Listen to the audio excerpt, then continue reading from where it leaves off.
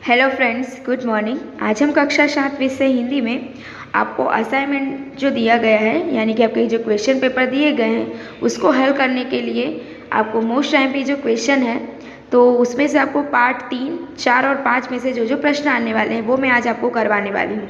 ठीक है, तो ये वीडियो आपको हेल्पफुल रहेगा आपका क्वेश्चन पेपर हल करने में। ठीक है, चलिए तो पहला सवाल यानी पहला प्रश्न मैं आपको करवा रही हूँ, विकल्प वाले प्रश्न। तो गाँव की स्त्रियाँ पानी भरने के कहाँ जाती हैं? गांव की स्त्रियां पानी भरने कहाँ जाती हैं? तालाब, कुएं पर, सरोवर या नदी? तो आंसर आता है बी, कुएं पर। चौथी स्त्री के बेटे ने माँ के सिर से क्या उतार लिया? लकड़ी की भारी, पानी से भरा घड़ा, घर का सामान, सब्जी की टोकरी। तो बी आता है पानी से भरा घड़ा। चलिए तीसरा है, अच्छा ज्ञान आचरण के बिना क्या है? निरर्थक, पारदर्शक, सूक्ष्मदर्शक या सार्थक? तो आंसर आता है हमारा ए, निरर्थक। वृद्ध महिला ने चौथी स्त्री के बेटे के लिए क्या कहा? आज्ञांकित बेटा, कुल दीपक, श्रवण कुमार या सच्चा हीरा? तो आंसर डी है, सच्चा हीरा। इसी पाठ से यानी तीसरे सच्चा हीरा पाठ से आपको रिक्त स्थान भी आएंगे। पक्षी चहचहाते हुए अपने नीड की ओर जा रहे हैं। नीड जो है वो खाली जगह है। दूसरी, स्त्री का बेटा आधुनिक युग का भीम है। तो भीम जो है रिक्त स्थान है। तीसरी स्त्री का बेटा संस्कृत के श्लोकों का पाठ करता था। तो आंसर यहाँ पे संस्कृत है। चौथी स्त्री का बेटा देखने में सरल प्रकृति का लगता था। सरल शब्द जो है वो आपके रिक्त स्थान में आएगा। फिर देखिए, निम्नलिखित विधानों के सही विकल्प निम्नलिखित विधान के सामने सही और गलत का निशान कीजिए। तो स्त्रियां इधर उधर की बातें कर रही थी, सही। पहली स्त्री के बेटे का गाना सुनकर कोयल और मैना भी चुप हो जाती थी, सही। चौथी स्त्री का बेटा बृहस्पति जैसा बुद्धिमान था, गलत। एक वृद्ध महिला चारों स्त्रियों के पीछे चल रही थी, सही। फिर इसी पाठ में से आपको वाक्य की काल यानी कि वह भूतकाल में है, वर्तमान में है या भविष्य में है, तो ऐसे हमें काल का प्रकार, वाक्य का प्रकार पहचानना है। चलिए, तो मैं घर का सामान खरीदूंगा। तो आंसर आएगा भविष्य काल, अभी वो खरीदने वाला है। मेरे हाथ में दर्द हो रहा था, इसलिए वह वाक्य भूतकाल में है। फिर देखिए, मैं दादाजी के साथ मंदिर जाता हूँ, वर्तमान काल। हम परसों घूमने जाएंगे, भविष्य काल। पिताजी के जूते खो गए, भूतकाल। मीना ने कहानी सुनाई। तो आंसर आएगा भूतकाल। बेटी पढ़ लिख कर दुनिया घूमेगी, भविष्य काल। हरी रहीम से बात कर रहा था, भूतकाल।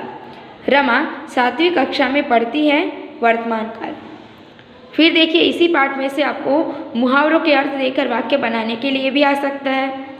तो देखिए, पछाड़ देना, हरा देना या फिर गिरा देना। युद्ध में भीम ने दुर्योधन को पछाड़ दिया। लाखों में एक होना, विशिष्ट होना। सरदार पटेल जैसा नेता लाखों में एक होता है। तीसरा, बराबरी करना यानी मुकाबला करना। सचिन के रिकॉर्ड की बराबरी कोई नहीं कर सकता था, यह है। चौथा, सच्चा हीरा होना, अच्छा आदमी होना। हमारे देश का हर सपूत सच्चा हीरा है। पांचवा सवाल है, प्रशंसा करना यानी तारीफ करना। हम कोई अच्छा कार्य करें तो हमारी प्रशंसा जरूर होती है। छठा है, चल पड़ना यानी गमन करना। गांधी जी दांडी की ओर चल पड़े। इस पाठ में से आपको कुछ एक एक वाक्य के प्रश्न उत्तर भी आ सकते हैं। तो जैसे है, प्रथम स्त्री अपने बेटे के बारे में क्या कहती है? तो प्रथम स्त्री अपने बेटे के बारे में कहती है कि उसका बेटा बहुत अच्छा गीत गाता है। चौथी स्त्री का बेटा देखने में कैसा है? तो चौथी स्त्री का बेटा देखने में बहुत ही सीधा साधा और सरल प्रकृति का लग रहा था। तीसरी स्त्री का बेटा किसका अवतार था? तो तीसरी स्त्री का बेटा बृहस्पति का अवतार था। स्त्रियां जब आपस में लौट रही थी तब उन्होंने क्या सुना? तो स्त्रियां जब आपस में लौट रही थी तब उन्होंने पहली स्त्री के बेटे के गीत को सुना। किसके कंठ में साक्षात सरस्वती विराजमान थी? तो आंसर आएगा, तीसरी स्त्री के बेटे के कंठ में साक्षात सरस्वती विराजमान थी। चौथी स्त्री के बेटे ने माँ से क्या कहा? तो चौथी स्त्री के बेटे ने माँ से कहा कि माँ लाओ मैं तुम्हारा घड़ा पहुँचा दूँ। वृद्ध महिला ने किसे सच्चा हीरा कहा? तो वृद्ध महिला ने चौथी स्त्री के बेटे को सच्चा हीरा कहा। इस पाठ में से एक आपको बड़ा सवाल भी आ सकता है, सच्चा हीरा कैसे बनता है? आदमी सच्चा हीरा कैसे बनता है? तो आंसर हम यहाँ देखेंगे कि आदमी किस तरीके से वो कैसे कर्म करेगा तो वो सच्चा हीरा बन सकता है। तो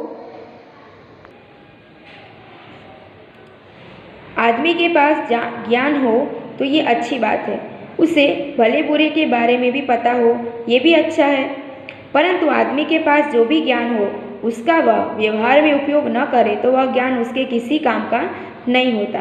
आदमी तभी सच्चा हीरा बन सकता है कि जब वह बड़ों की आज्ञा का पालन करे, ज़रूरतमंदों की मदद करे और सदा अच्छे काम करे। तो यह आंसर आप यहाँ से लिख सकेंगे। तो बच्चों आपकी ये तीसरा जो पार्ट है सच्चा हीरा, उसमें से इतने प्रश्न आ सकते हैं। अभी हम अगले पार्ट पे जाएंगे। चौथा पार्ट है आपका देश के नाम संदेश, बराबर।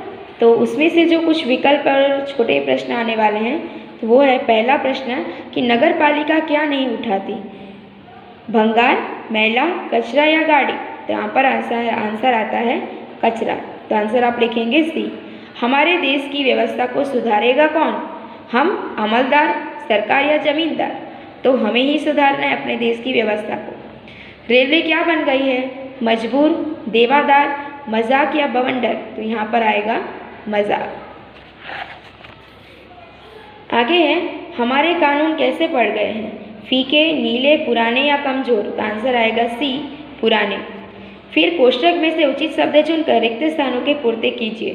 तो यहाँ पर देखिए, चिट्ठी अपनी मंजिल तक नहीं पहुँचती, हमारे दूसरे देशों की व्यवस्था का आदर करते हैं, हम हर सरकार चुनने के लिए वोट डालने जाते हैं, ड्राइंग रूम में बैठकर हम दहेज के खिलाफ गला फाड़ते हैं। तो यहाँ पे मंजिल, व्यवस्था, वोट, दहेज ये रिक्त स्थान है। उसके बाद का चैप्टर है पांचवा धरती की शान, कविता है। उसमें से आपको कुछ प्रश्न लिए हैं कि मनुष्य की मुट्ठियों में क्या बंद है? मिट्टी, अमृत, सागर या तूफान? तो यहाँ पर आंसर आएगा डी, तूफान।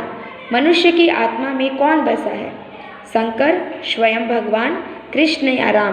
तो यहाँ पर आंसर आता है बी, स्वयं भगवान। मनुष्य का भला कैसा है? मनुष्य का भाल कैसा है? विंध्यगिरी जैसा, मलयगिरी जैसा, हिमगिरी जैसा या नीलगिरी जैसा? तो सी आएगा हिमगिरी। मनुष्य चाहे तो माटी से क्या निचोड़ सकता है? मध, प्राण, अमृत या पानी? तो यहाँ पर सी आंसर आता है अमृत। कोष्ठक में से उचित शब्द चुनकर रिक्त स्थान। तो इस पाठ में से, इस चैप्टर में से, इस कविता में से आपको जो है रिक्त स्थान भी आ सकते हैं। मनुष्य बड़ा महान है, मनुष्य के प्राण अमर हैं, मनुष्य की प्रकृति में तांडव का ताल है, मनुष्य की उड़ान नभ से भी ऊंची है। तो यहाँ पर महान, अमर, तांडव और नभ ये सब रिक्त स्थान है। ठीक है, तो बच्चों ये जो हमारी पांचवी कविता है धरती की शान, इसमें से बस इतना ही आया गया।